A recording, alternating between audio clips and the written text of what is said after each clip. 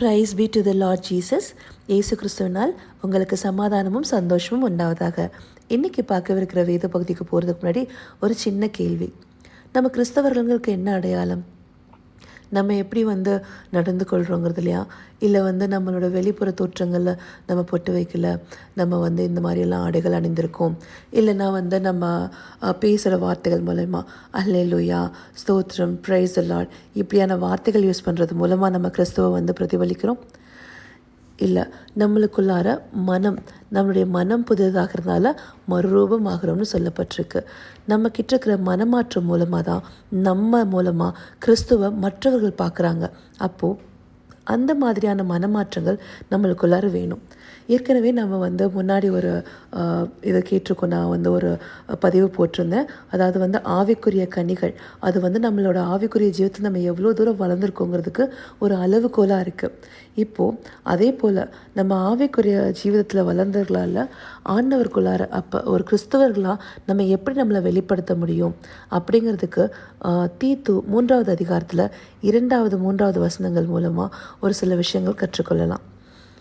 அந்த வசனங்களை பார்க்கலாம். ஒருவனையும் தூஷியாமலும் சண்டை பண்ணாமலும் பொறுமையுள்ளவர்களாய் எல்லா மனுஷருக்கும் சாந்த குணத்தை காண்பிக்கவும் அவர்களுக்கு நினைப்பூட்டு.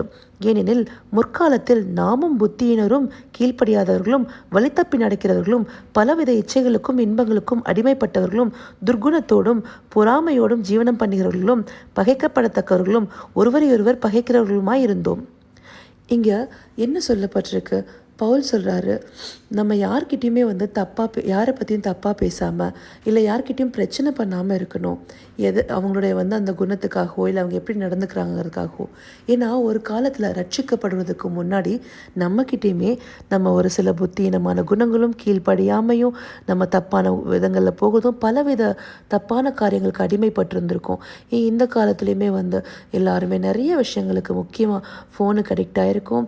அதே போல் சில விஷயங்களில் இன்னுமே நம்ம மற்றவங்களுக்கு நம்ம பெரியவங்களுக்கு கீழ்ப்படியாமல் இருக்கிறதும், ஆண்டவருக்குள்ளார் நடக்காமல் இருக்கிறதும், அந்த ரட்சிப்புக்கு ஏதுவான வழியில் நடக்காமலும், நம்ம மற்றவங்கள பார்த்து பொறாமப்படுறதும், மற்றவங்க கிட்ட ஒரு பகை, அதாவது ஏதாவது ஒரு வகையில் பிரச்சனைகளோடு இருக்கிறதும், இது எல்லாமே இருந்திருக்கு நம்மக்கிட்ட. இப்போவும் சில நேரங்களில் அந்த மாதிரியான குணங்கள் உங்களுக்குள்ளே வெளிப்படுதான். அப்போ நீங்கள் உங்களுக்குள்ளே நினைப்பூட்டுங்க, நம்ம ஆண்டவரை பிரதிபலிக்கிற ஒரு விதம் எப்படி இருக்குன்னா நம்ம கிட்ட இருக்கிற பொறுமையிலையும் சாந்த குணத்துலையும். நம்ம மற்ற இதிலெல்லாம் நம்ம வெளிப்புற தோற்றத்தில் இல்லை பிரைஸ் தி லார்ட் இல்லை ஹல்லேலூயா இதெல்லாம் சொல்கிறத விட நம்ம கிட்ட இருக்கிற அந்த பொறுமையின் மூலமாக, நம்ம கிட்ட இருக்கிற அந்த சாந்த குணத்தின் மூலமாக அது நீங்கள் தெய்வ அன்பை வெளிப்படுத்தும் போது அதுலேருந்து மற்றவங்க கற்றுக்கொள்வாங்க. அநேக கிறிஸ்தவர்களே இன்னும் தேவனை முழுமையாக அறிந்து கொள்ளாமல், அந்த ரட்சிப்பின் வாழ்க்கைக்குள்ள இல்லாமல் அந்த அன்பை பிரதிபலிக்காமல் இருக்காங்க. அப்போது நம்ம அதை பிரதிபலிக்கும் போது அதை பார்த்து மற்றவங்க கற்றுக்கொள்கிற விதமாக சிலர் ஆண்டவரை அறியாமல் இருப்பாங்க. அவங்க ஆண்டவரை அறிந்து கொள்வதே நம்மளோட நடக்கையினால் இருக்கும். அப்போது நம்மளுக்கு முக்கியமான இந்த குணங்களில் நம்மக்கிட்ட நம்ம மேன்மையான அதில் நடந்துக்கிற மாதிரி இருக்கணும். அதை விட்டுட்டு ஒரு சிலர்கிட்ட பார்க்குற இந்த குணத்தினால அவங்கள தப்பாக நினைக்கிறதோ இல்லை அவங்கள பற்றி தப்பாக பேசி அவங்கக்கிட்ட பிரச்சனை பண்ணுற குணங்களையோ நம்ம அதுலேருந்து வழி விலகி இருக்கணும். அதை தான் மெயினாக இந்த வசனங்கள் நினைப்பூட்டுது. ஸோ நம்மளுடைய வாழ்க்கையில் அநேகருக்கு எப்படி நம்மளை பிரதிபலிக்க போகிறோம்? கிறிஸ்துவையும் அவருடைய தெய்வ அன்பையும் பிரதிபலிக்கிற ஒரு வாழ்க்கை. அதுக்கு முக்கியமான குணங்கள் என்ன? பொறுமையும் சாந்த குணமும். அது இருந்தாலே நம்மக்கிட்ட இருந்தால் அன்பு பிரதிபலிக்கும். நம்மளை சுற்றி இருக்கிறவங்க நம்மளை ஏதாவது ஒரு விதத்தில் கோவப்படுத்துகிறாங்க, அதனால நம்ம அவங்க மேலே நம்மளுக்கு கோவம் வருது, இப்படி நடந்துக்கிறாங்கன்னு இருக்குது.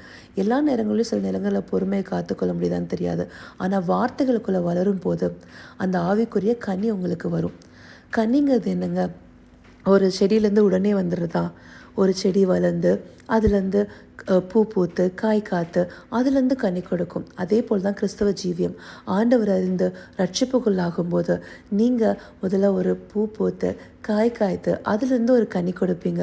அதாவது உங்களுக்குள்ளார அந்த உள்ளார்ந்த மனிதன் புதுப்பிக்கக்கூடிய ஒரு பெரிய ப்ராசஸே நடக்குது. அது நடக்கும்போது வார்த்தைகளில் வளரும் போதும் தேவனோடு ஐக்கியப்பட்டு ஃபெல்லோஷிப், அதாவது ஜெபத்துலேயும் அதே போல் ஜெப ஆலயங்களில் நீங்கள் போயிட்டு உங்களை ஈடுபடுத்தி கொள்வது மூலமாகவும் உங்களுக்குள்ளேயும் அந்த கனிகள் வெளியரங்கமாக வரும். அந்த கனிகளை பிரதிபலிக்கிறது மூலமாக தான் நீங்கள் தேவனை பிரதிபலிக்க முடியும். ஸோ இதை நம்ம நினைப்பில் வச்சு நம்ம அதுக்கேற்றபடி நடப்போம். இந்த சிந்தனை தந்த தேவனுக்கு நன்றி சொல்வோமா? தேவாதி தேவனே, கர்த்தாதி கர்த்தாவே, இன்று இந்த அருமையான சிந்தனை தந்ததுக்காய் நன்றி தகப்பனே. அப்பா, நாங்களும் அப்பா உண்மை வெளிப்படுத்துவர்களாய் எங்ககிட்ட பொறுமையும் சாந்த குணத்தையும் நாங்கள் காத்துக்கொள்ளணும் தகப்பனே. அப்பா, நீர் மலை பிரசங்கத்தில் சொல்லியிருக்கீங்களே தகப்பனே, சாந்த குணமுள்ளவர்கள் இந்த பூமியை சுதந்திரிப்பார்கள்னு சொல்லிட்டு அப்பா, அந்தபடியாக அப்பா சாந்த குணத்தோட அப்பா அநேகரை நாங்கள் கிறிஸ்துவுக்குள்ளாக்கும்படி உம்முடைய அன்பை வெளிப்படுத்தும்படியான குணங்கள் எங்களுக்குள்ளே இருந்து பிரதிபலிக்கணும். அந்த ஆவிக்குரிய கனிகளை நாங்கள் வளர்ந்து அந்த கனிகளை கொடுக்கும்படியா எங்களை நீங்கள் நடத்துங்க ராஜா. அப்படி நாங்கள் நடத்தும் போது அநேகர் எங்கள் மூலமாக உங்களை பார்ப்பாங்க. நீங்களே மெய்யான தேவன் என்று உங்களை நாமத்தை மகிமைப்படுத்தும்படியா நாங்கள் நடந்து கொள்வோம்.